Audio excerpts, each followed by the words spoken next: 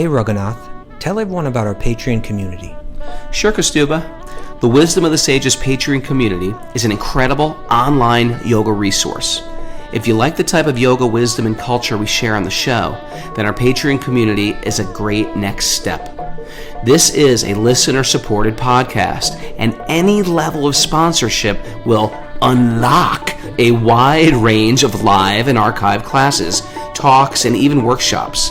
Raghunath teaches, I teach, and we have a host of other excellent teachers on topics ranging from yoga philosophy, asana classes, storytelling, Ayurveda, kirtan, cooking, meditation, and a lot more. We even have an incredible online Bhakti 12-step recovery group. So if you want to check it out, go to patreon.com/wisdom of the sages. All right, let's get it on. Om Namo Bhagavate Vasudevaya.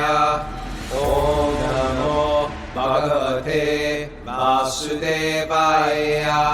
Om Namo Bhagavate Vasudevaya.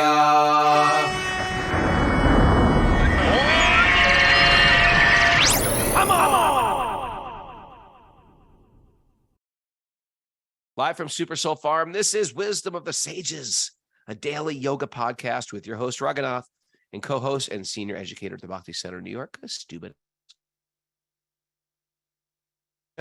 Thursday, study of the Srimad Bhagavatam. It's our discussion as we cruise through Canto 6. Sounds like we're halfway done with the Bhagavatam. Well, we're not.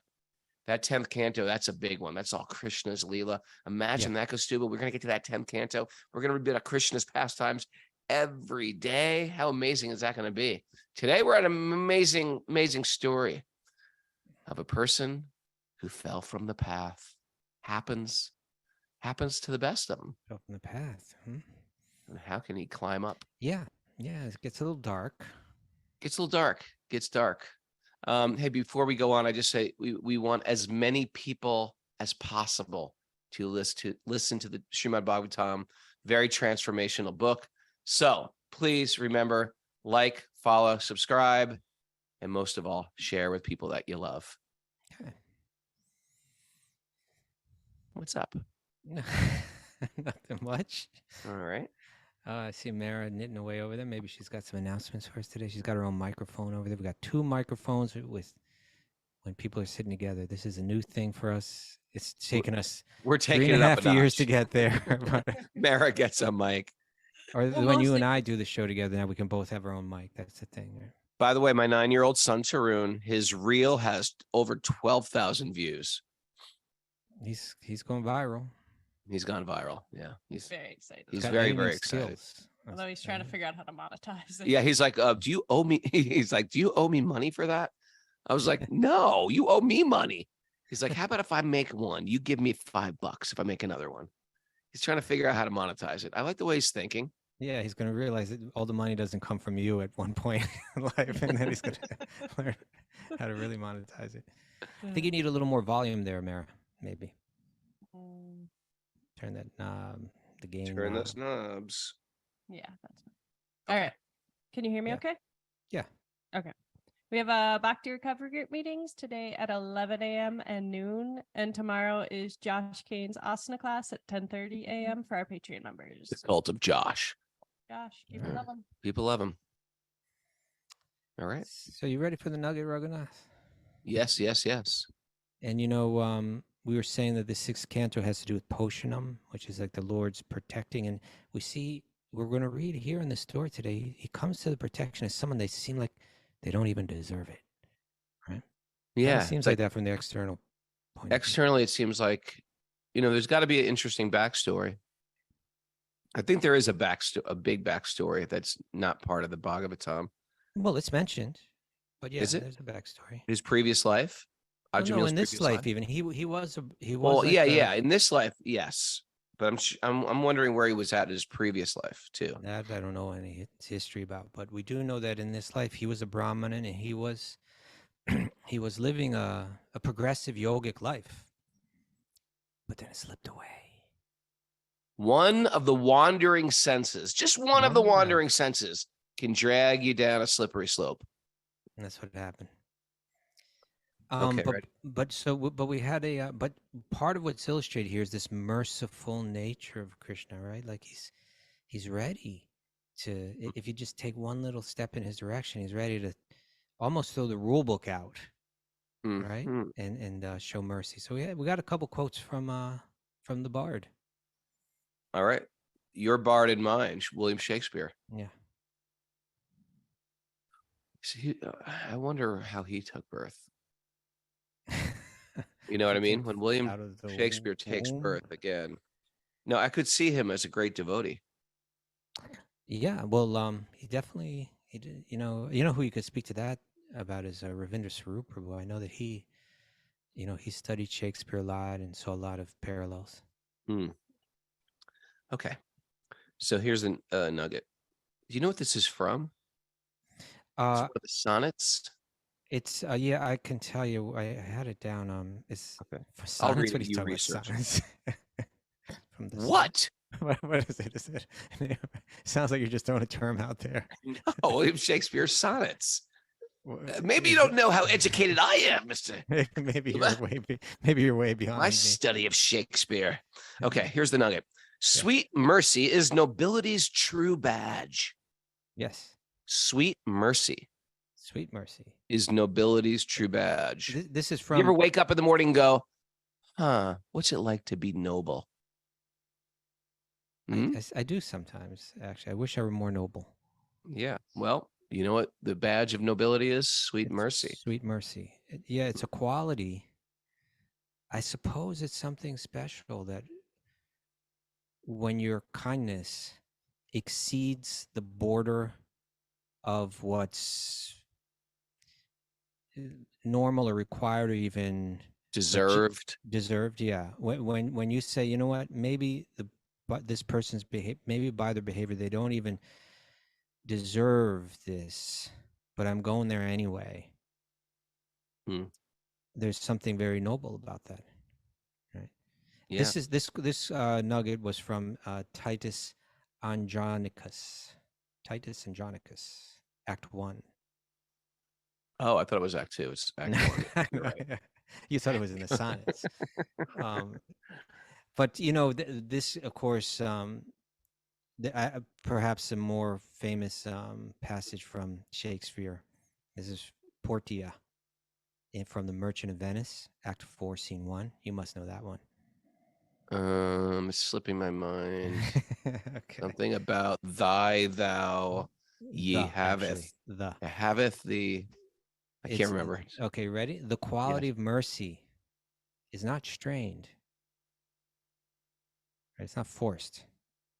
Okay. It droppeth as the gentle rain from heaven. Something very special about it, right? Hmm. It comes without our asking for it even, and it's something very special. Droppeth like gentle rain from heaven upon the place beneath.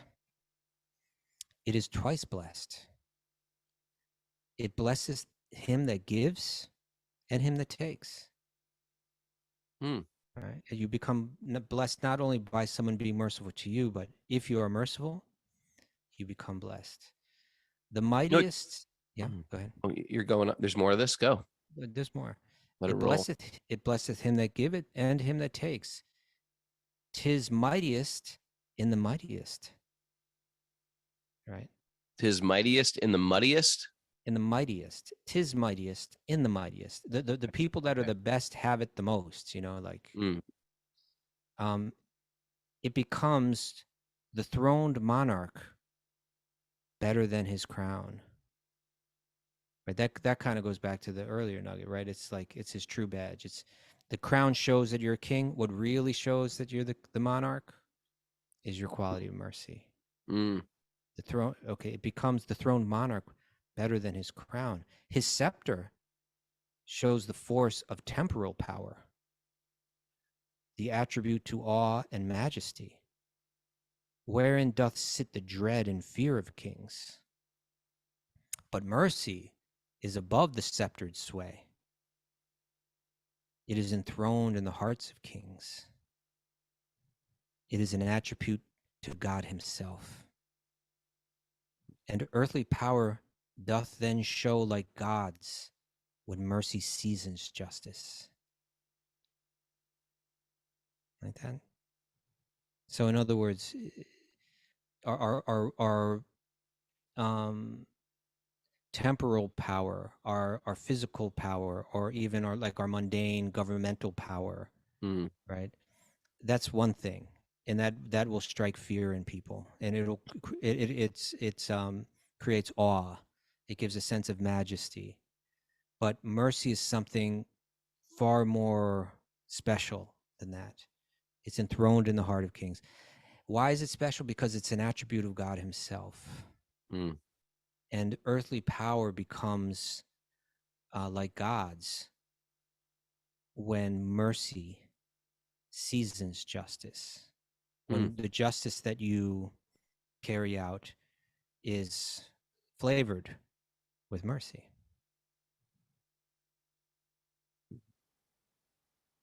I have nothing to say today. I can listen well. We even had that quote the other day. What was it from Thomas Paine? Belief in a cruel God makes a cruel man. Yeah, that's right. So if here's a message to all the religious people of the world, right? If you have some faith in God and you want to be an instrument of God, well, then mercy becomes an important feature of your own behavior, of your own character, and it becomes your true badge of nobility, right? It's not something to appreciate from a distance, but actually your own how you carry yourself in this world, particularly when it comes to if you have a role, any role in terms of power, right? When that power becomes flavored with mercy, then you actually become like a representative of God. Without that, you're an earthly being. With that, now you've seasoned your justice with God's mercy. It becomes godly. I like it. All right. I like it. Let's have Shakespeare week this week. What do you say? The weeks are sort of over. The week's sort of over, isn't it? Yeah, we only got one more day for that. Okay. Maybe we can come up with one from the Bard. Let's see where we're at tomorrow. All right. But now we get to hear about this whole story is really about.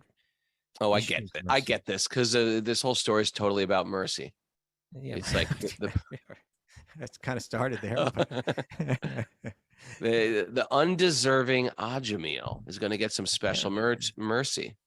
Yeah, and it's almost like because mercy doesn't seem fair, and in one sense, it's not fair. It's not necessarily just. The one who's bestowing it is actually going above and beyond the call of duty, and that's what's happening with Lord Vishnu. There's a message here, and we spoke a little bit about this yesterday, but it has to do a lot with what it's here's Vyasadeva's position, right? That he wrote all these great books that are all meant to uplift us in different ways, but he was still feeling dissatisfaction. We can read about this in the 6th chapter of the 1st canto. And his guru says that's because you emphasize these other things, these kind of like secondary principles, these less important things. You emphasize them so much, people get confused. You gotta go right to the heart of the matter. So like you wrote these massive Vedas all about how to cultivate good karma. A lot of that had to do with like atonement for your bad karma, right? And it gets people just thinking, okay, let me just try to atone for what I've done wrong and I can live happily in this world. And let me be pious. Let me recognize God and be a good religious person and live like that. And so when it comes to the Bhagavatam, Vyasadeva is trying to like really hammer home this message. He's like going to say, you know what? All that kind of thinking, it's no good. Throw it out. Really, let's go for something much higher. And he's going to, so that's the tension that plays out in this story, is that it seems like he was sinful and he Ajamila, and he cultivated all kinds of bad karma. We're going to hear about exactly what he did right now. It has a lot to do with, as we're saying, when we visited hell early in the week, cruelty to others, selfishness. And it seems like karmically he's meant to pay now. And the question becomes, well, how can he, the messengers of Yamaraj, who's like the judge, they come and they say he hasn't atoned, right? Right. He didn't do any proper atonement for it. There's no justice for what he's done. But the We're here to Vishnu give justice. Vishnu dude is like, your understanding of Dharma is limited. You have this kind of Vedic understanding of, but you don't understand Bhagavad Dharma, right? And so this whole story is to kind of crack our faith to understand that, like, I was thinking, it's like, sometimes when people do that thing where it's like, whether they're searching for something, like, in a space, or whether they're trying to guess something, and we say colder, like if they're going the wrong direction, Right, and when they're right. getting close, they're saying warmer, warmer, warmer, Hot, real hot. isn't it hot? Smoking, Yeah. smoking hot. Yeah.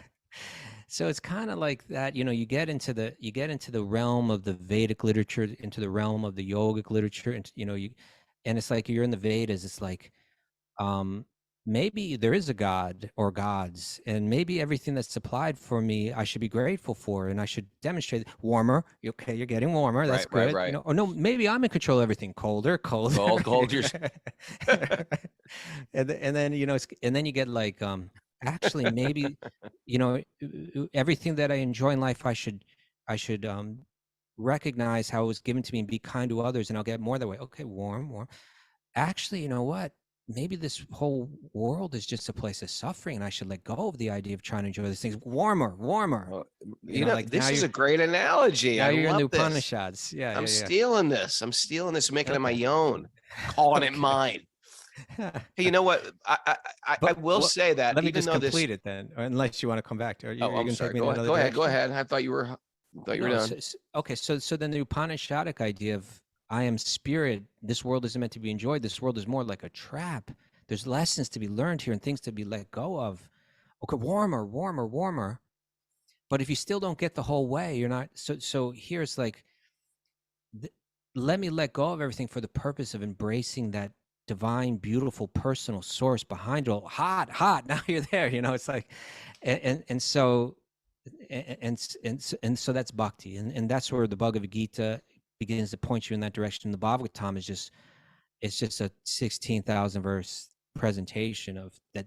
Go to the hot spot, right? Like that's pure love is really what Go to you're the meant hot learn in spot. life. That's a good takeaway today. Yeah. And so then we're hearing stories like this where it's like, even though Ajamila was so sinful, right? Even though he cultivated such bad karma, and by the rule book should have to pay, and Right. and the messengers of Yama come to drag him for his punishment, because he just turned his face a little bit towards that hot spot, right? Because at some point in his life he was heading that way, and because he chanted that name, they want, Vyasadeva wants us to understand that name is powerful, that name brings you right to the hottest spot.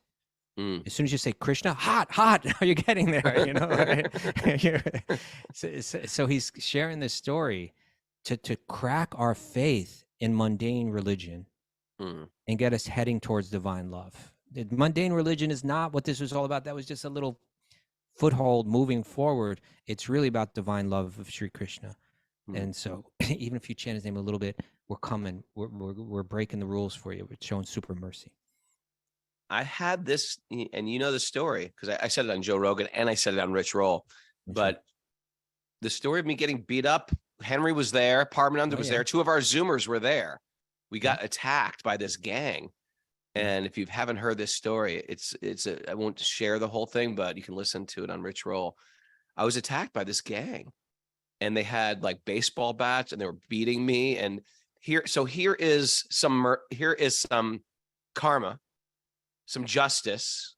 Raghunath is, for lifetimes has done horrible things, whatever. I'm getting some justice, even though it didn't appear within this frame of time that I was doing nothing. I was singing. It was late night. It was after a concert. Everybody was gone, and this crazed gang started attacking different people, and I was one of them. And so it was a horrible thing. And then I got some mercy. Undeserved mercy. And how do you get mercy? Is you don't deserve it. So according to my adhikari, my qualification of a spiritual, having enough spiritual acumen or spiritual depth. I didn't have it.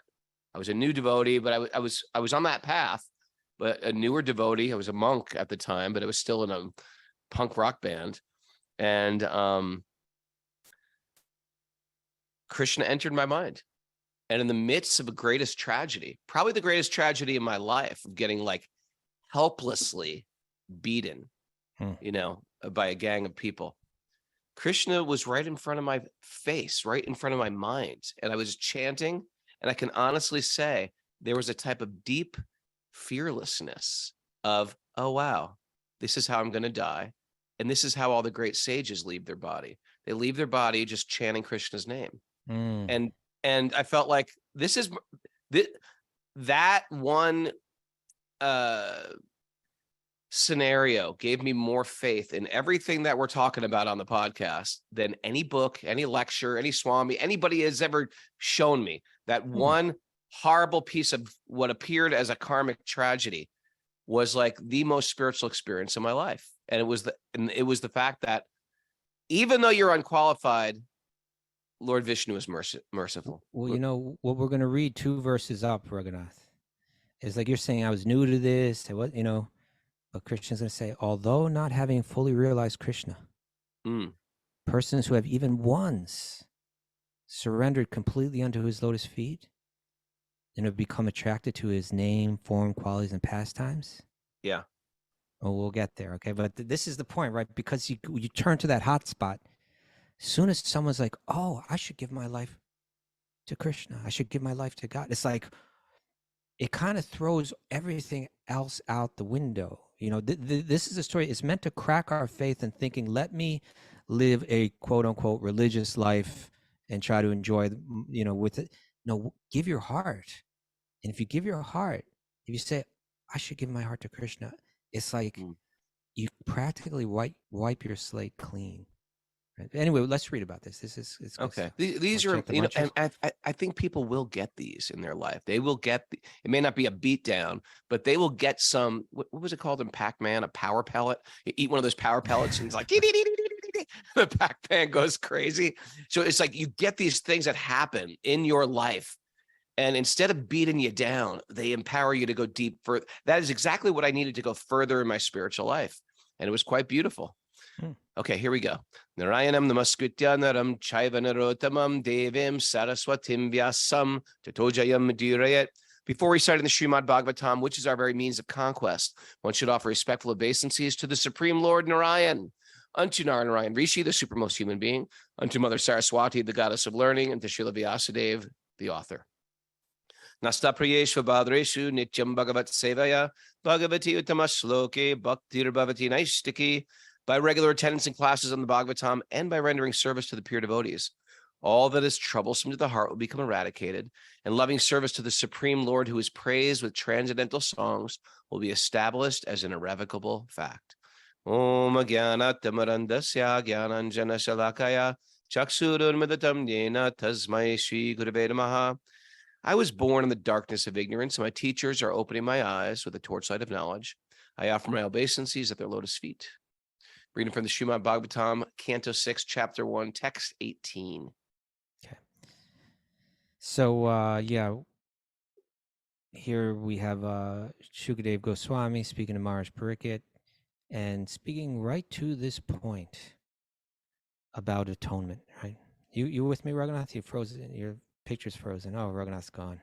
I wonder if he even knows that he's frozen. Okay, right when we're getting to Bhagavatam, Raghunath pieces out. But I will get this started, I suppose. Text number 17. Oh, I'm sorry. Text number 18. I'll read text number 17 again. We read it yesterday, better read it again. The path followed by the pure devotees. Right? This is the people that they've lost their interest in mundane religion. They've lost their interest in trying to enjoy the world through religious activity. They even lost their interest in like the spiritual idea of let me let go of everything so that I can enjoy peace. But these are people that are interested in divine love. So The path followed by pure devotees who are well behaved and fully endowed with all the best qualifications is certainly the most auspicious path in this material world.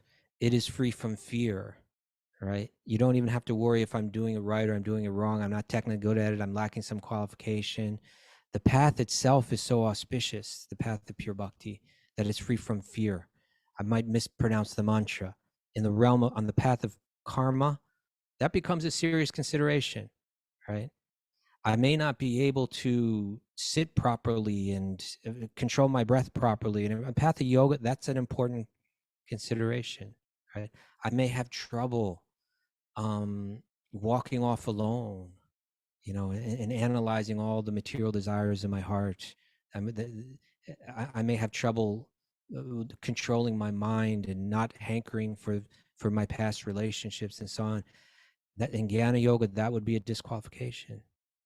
In Bhakti yoga, none of these disqualifications prevent you from continually moving towards the goal, right? There may be things that we have to let go, but they don't ruin everything. The path is free from fear. And it is not only that, it's authorized in the Shastras. It's real. It's not just made up. This is real stuff. Okay, so text 18, my dear king, as a pot containing liquor, I assume we're talking about like a clay pot here. As a pot containing liquor cannot be purified, even if washed in the waters of many rivers. You know, imagine that clay kind of absorbs it to some degree.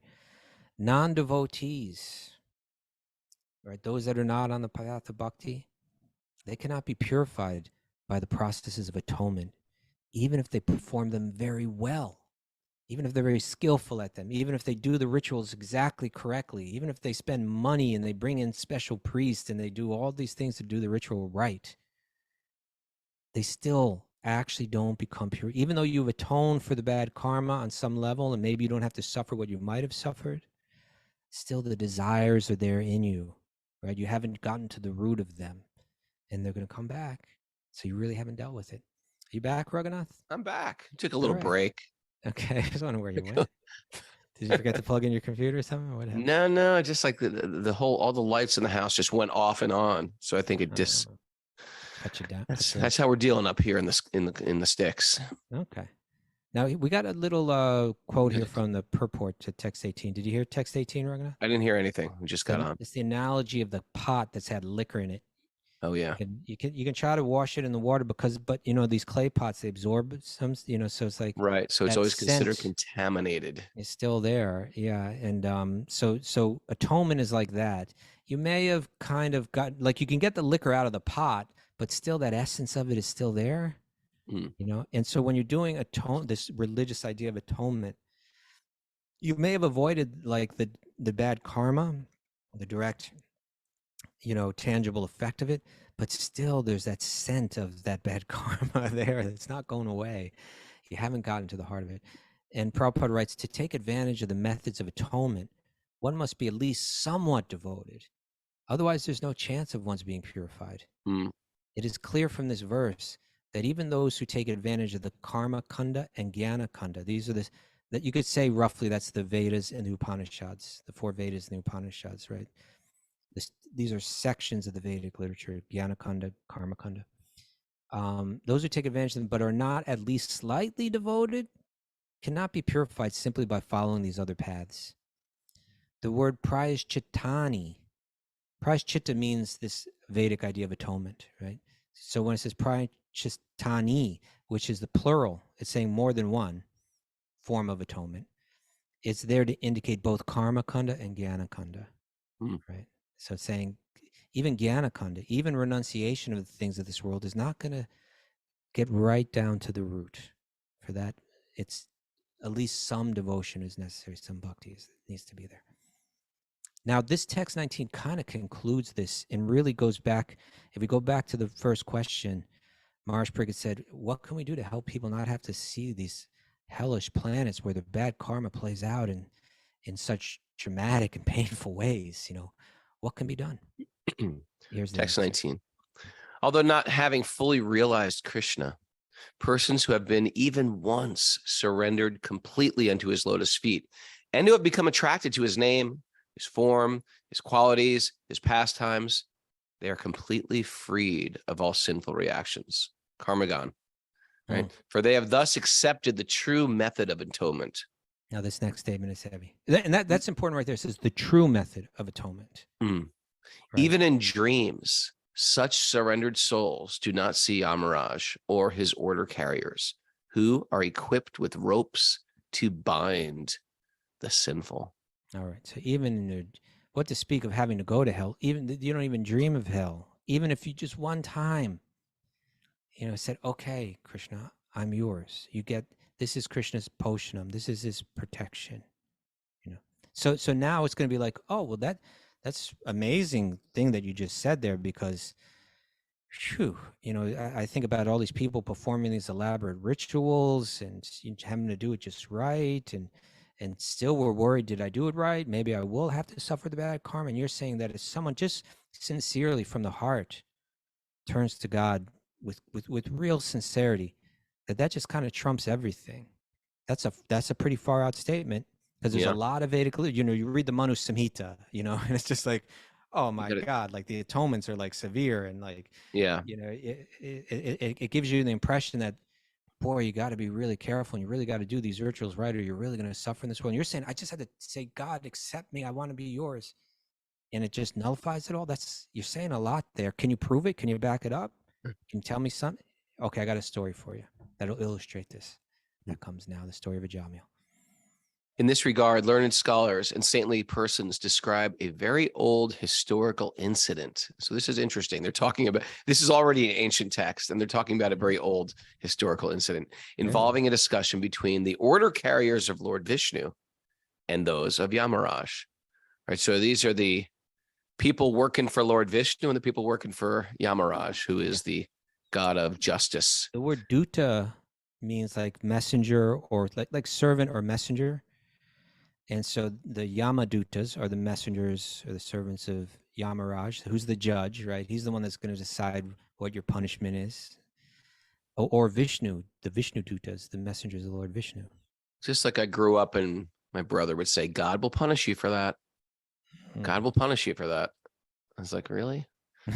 He say, it's actually God doesn't punish you. It's the Yamaraj and the Yamadutas. God's got other things to do. God's busy.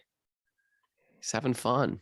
In the city known as Kanyakubja, there was a Brahmin named Ajamila, who married a prostitute maidservant and lost all his Brahminical qualities because of the association of this low-class woman.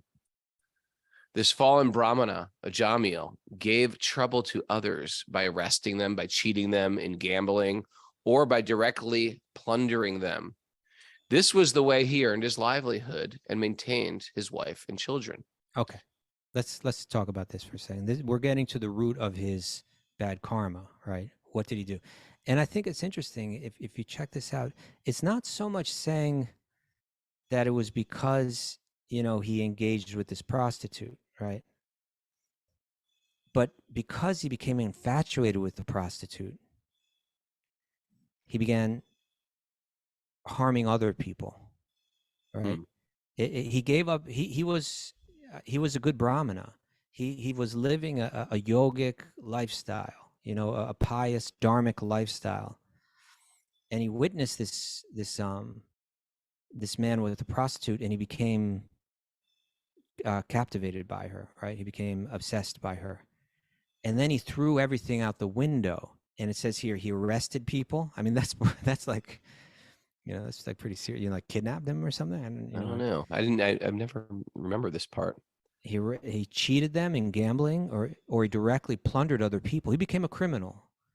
It's one of these things. He was obsessed, and whenever there's obsession, and anybody who's ever been addicted to anything knows that obsession is 100% selfishness, and you will do anything and commit any act and step on anybody's head to get your needs met. And this is where he was at. He was an acting out, addict. And it stemmed from this obsession with this woman. And then it changed his whole life. And it just shows also how just one of your wandering senses, and that's what he was, a Brahmin, one of his wandering senses just drifted over there and just got into it. and we see this happen on the internet now, but it happened before the internet, is you look up one little thing, and next thing you know, you've been on that YouTube for 2 hours, 3 hours, up all night, and it's taking you to crazy dark rabbit holes that you would have never gone to, in the morning time, in the daytime, but you just get obsessed like that. And therefore watch out, the rest of the world. When you have a urge to be met, watch out, universe. I'm going to do anything it takes to fulfill my urges. And I'm going to be, and that's why a big part of the 12-step thing is you got to go through an entire list of all the people that you hurt. It sobers you up again. Huh? What step is that? What step is that? Someone put it on the board. Not sure. Imagine if Ajamila had the 12 step, be like, I plundered you. I plundered you. I became the step number 9. I'm so sorry. I arrested you. Due to my obsession with this woman. I'm asking for your forgiveness. I apologize. I go to the woman, I treated you like an object, even though you were just, you were in a tough place and you were selling your body and I took advantage of that. And then to all his other children, I didn't call out your names. I just called out Narayana. I'm sorry about that. Okay. All right. Text 23. Text 23. My dear king, while he thus spent his time in abominable sinful activities to maintain his family of many sons, 88 years of his life passed by. So he's pretty old. Yeah. That old man, Ajamila, had 10 sons, of whom the youngest was a baby named Narayan. Since Narayan was the youngest of all the sons, he was naturally very dear to both his father and mother. So Narayana is the name of Vishnu. The baby of the family. Mara was the baby of her family. I was a baby in my family. You were the baby of your family, all right. I was the second to youngest. I didn't quite get the attention I needed. That's where it all started. That's the first clue. He was going to get that attention one way or another. I'll fight for the attention. Okay. They're all in love with the little baby of the family. Okay. When Ajamila chewed food and ate it, he called the child. Text 25. Oh, I'm sorry. Because of the child's broken language and awkward movements, like a toddler, da da da do do. Old Ajamila was very much attached to him. He always took care of the child and enjoyed the child's activities. When Ajamila chewed food and ate it, he called the child to chew and eat, and he drank. And when he drank, he called the child to drink also. Always engaged in taking care of the child and calling his name Narayan, Ajamila could not understand that his own time was now exhausted and that death was upon him. Okay. It happens. You don't realize. Yeah, he's not even thinking about it, right? Yeah, like, holy cow. Sometimes you get that feeling, like, you ever get like your body just feels weird? Sometimes I get that. I'm driving or something and I'm like, I feel a little weird. I wonder if I'm dying. Ever think like that? You ever think like, I wonder if I'm dying? No, I've never felt exactly like that. I get this. I wonder if I'm dying. Prabhupada writes here in the commentary, says that Krishna is so kind to the conditioned soul. Although this man completely forgot Narayan, right? He wasn't thinking about Lord Vishnu at all. He used to do that back in the day. You can imagine he was probably daily chanting mantras and stotras and things like that, right? Stutis and stotras and astakams. Different collections of verses and so on about Lord Narayan. He wasn't doing that anymore. So although this man completely forgot Narayan, he was calling his child saying, Narayan, please come eat this food. Narayan, please come drink this milk. Somehow or other, therefore, he was attached to the name Narayana. This is called, you know what it is, Raghunath? What's the term? Nambas. Well, you could say Agyata Sukriti. Okay. So doing some pious activity, but not really knowing that you're doing it. Yeah, you're getting some benefit, some sukriti. You're getting some merit, some pious merit, but agyata, without even knowing it. Although calling for his son, he was unknowingly chanting the name of Narayan, and the holy name of the Supreme Personality of Godhead is so transcendently powerful that his chanting was being counted and recorded. Interesting, right? Very Counted interesting. and Counted. recorded. Ticka, ticka, ticka, ticka. The Yamadutas are up there with calculators. Okay. 1, 2. Okay. Okay, It's text 27. 27. When the time of death arrived for the foolish Ajamil, he began thinking exclusively of his little boy Narayan. That's where his mind went. And we were Right. talking about this a couple of weeks ago, right? And when you're dying, your mind goes at that moment. It goes to where it's been deeply absorbed previously. Right. Because that's your meditation. That's what you've been meditating on. Yeah. Ajamil then saw 3 awkward persons with deformed bodily features, fierce, twisted faces, and hair standing erect on their body. God. Yikes. With ropes in their hands, they had come to take him away to the abode of Yamaraj. Hmm. So they're taking his subtle body. This is what happens when we leave. The subtle body and the soul gets some karma. The karma gets meted out to him, and then they're going to go somewhere and get a new body. When he saw them, he was extremely bewildered, and because of attachment to his child, who was playing a short distance away, Ajamil began to call him loudly by his name. Thus, with tears in his eyes, he somehow or other chanted the name, Narayan, Narayan, Narayan. Right? You could it's almost like you go through these things where you're about to fall asleep. Ever get to this place like you're not asleep, but you're sort of half asleep and you're sort of in your dream, but you're not in your dream. That's where he was, except that's what dying is like. You're sort of like there, but you're still in this world, but you can feel yourself slipping away. To this world. Yeah. Yeah. So you're calling out. It said that because his bad karma was his previous negative activities were done on the bodily, the verbal, and the mental platforms. Therefore, 3 Yamadutas came for him. 1, 2, 3. But and we talked about this. I remember we can just mention briefly that when we had interviewed Ganesham on the show, which was over 3 years ago, right? Yeah, he's a pastor that deals with people leaving, a chaplain, right? That deal with people leaving their bodies. And a common reoccurrence, he said, from people not even devotees of Krishna. He was a Hindu chaplain. But let's get this story correct, right? He's working in a hospital in New York City. I was just going to embellish the story. No, but you didn't No. I just wanted you to make sure you get the essential, substantial details before your embellishments. Okay. But so he's a part of it. He was working in what was that hospital up in I forget. I don't know. Name of it, big hospital up Bellevue, near the George Washington Bridge, Metropolitan something. I forget. In any case, he was part of a team of chaplains from all different religious traditions, and he said that. Let's just state that first. Now you go ahead, and I'll get back to that. So he said it was a common occurrence that he would meet people that were dying, and they would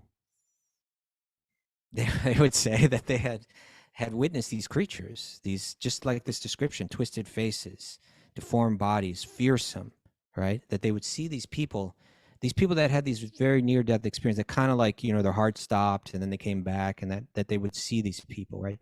He said that he would meet people that had seen them. Yeah, it was a common experience. But here's the point, is that he said that amongst that staff of people who weren't coming from this tradition, Christians, Jews, all different, they'd say, when he would mention this to them, they'd say, oh yeah, we hear that all the time. People all the time are getting these stories about people seeing these creatures. Yeah. My dear king, where am I? 20, yes, text 30.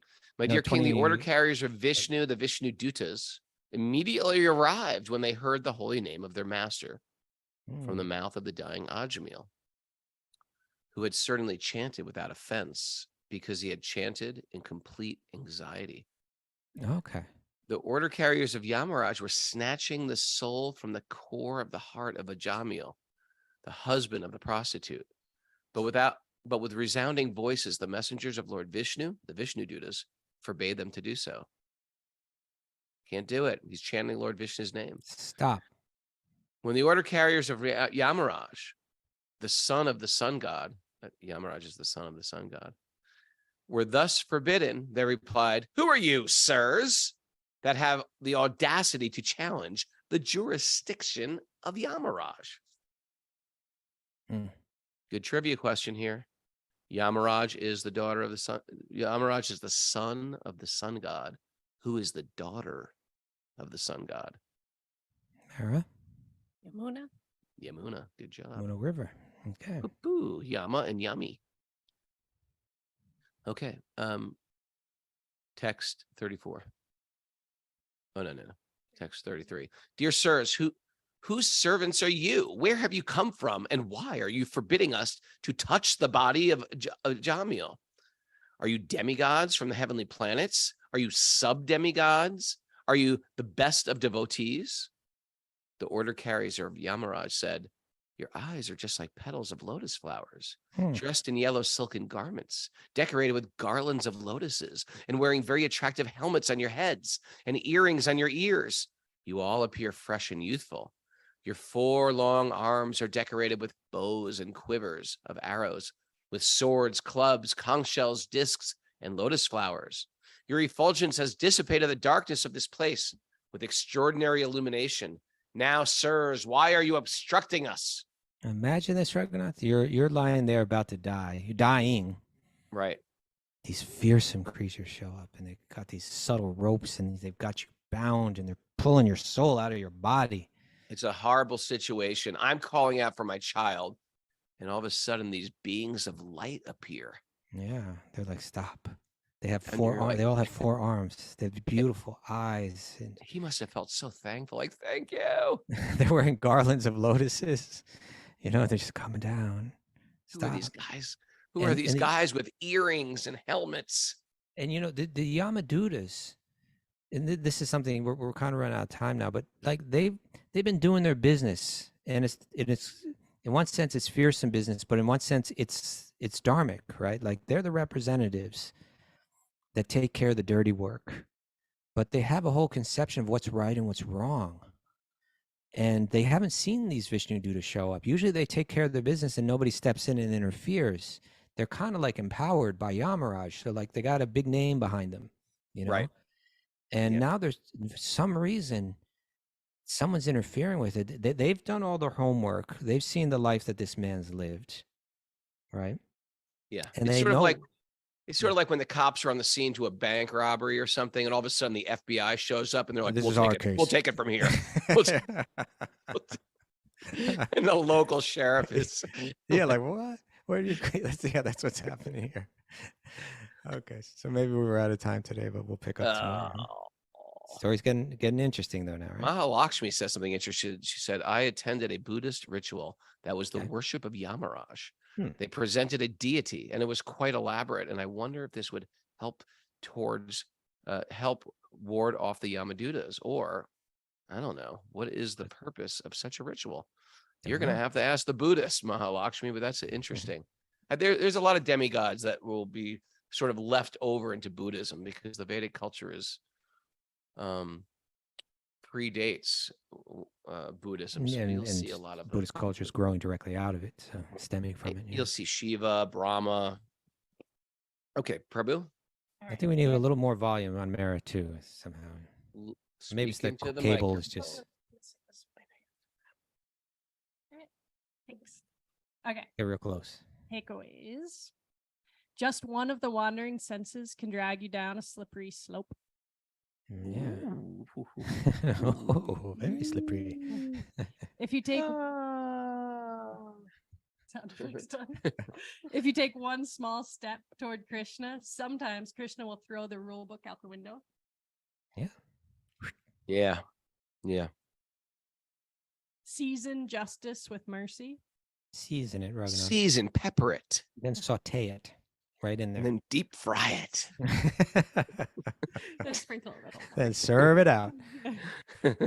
Roast it. I like my mercy roasted.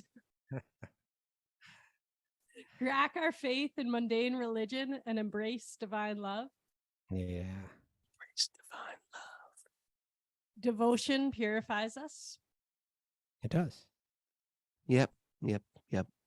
turn to God with sincere surrender, and it trumps everything. For every season, turn, turn, turn. And go to the hot spot. Oh, go right to the hot spot. Go That's- right to the hot spot. one All love. right. Is there a hot spot here I could join? Thanks everybody for joining us. I really want to thank all the people that support the podcast. This is a community supported podcast. If you're part of the community and you want to support us, you go to patreon.com/wisdom of the sages. We appreciate whatever you're given. And if you want to give more, that's up to you. You do that. If you're really called to do that, you just double it. You just triple it, whatever you want. I want to thank everybody because this boat is floating and cruising. Thanks to you, and we appreciate it. Thanks to all our Zoomers. You want to join us live on Zoom, you email Mara, wisdomofthesages108@gmail.com. She'll give you the secret codes to join. Thanks for everybody who joined today. We got about 100 people a day joining Zoom, looking around, waving to each other, writing each other secret messages on the message board, chiming in. We get to know their names, they're part of our community, or come to one of our retreats, pilgrimages, trainings in India or up at Super Soul Farm. That way we get to meet everybody. This community grows stronger and stronger. We grow by the people we hang out with. Isn't that true? We grow, we get stronger by our community. We've got an incredible Wisdom of the Sages community. I want to thank everybody. Share this podcast with friends. It's important. People need it right now. Crazy times. They need stories like Ajamila, falling in love with prostitutes, calling out for their child, getting saved by the Vishnu tutas. Who doesn't need to hear that story today? Come on. Thanks, everybody. Put your hands in the air and start to dance. We start our morning with fantastic stories and dancing.